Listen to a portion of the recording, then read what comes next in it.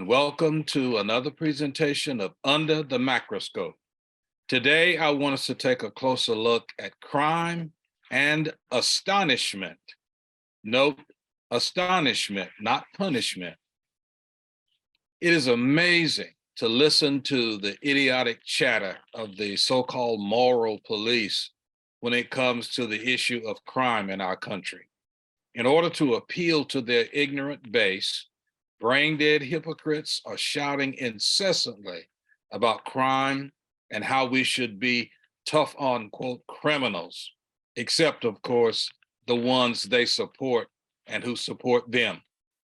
The only crimes they highlight are those that are referred to as, quote, violent street crimes involving weapons and drugs that they themselves are supplying through their support of the gun lobbyists and the wealthy pharmaceutical companies. They lie. They hide or attempt to hide their own crimes because the majority of their ignorant base cannot or do not want to see the evil in their own works. The death of an individual who is killed by an illegal weapon in the street is no different than one who dies for lack of adequate medical care that sick politics won't allow one to afford. They are both dead.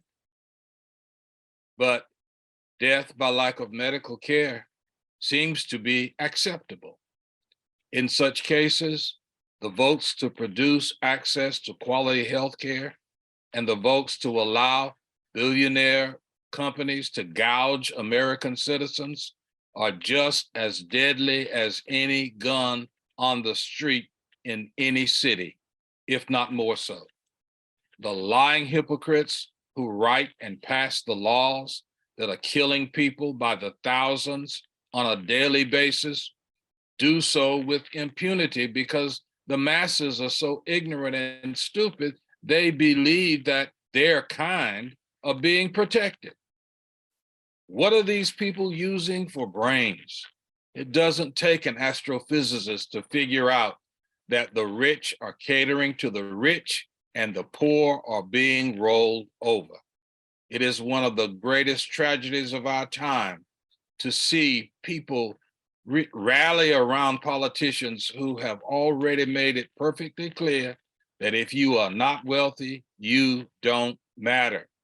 Yet, there are those who are so desperate to be in the, quote, in crowd, it never occurs to them that they are being used. If it does occur, they ignore the thought because they have sold their souls to the devil. These lost souls are oblivious to the fact that inadequate health care, high food and gas prices, high mortgage rates and rental rates don't just hurt the people whom they so ignorantly hate. These heavy boulders fall on the heads of all of us.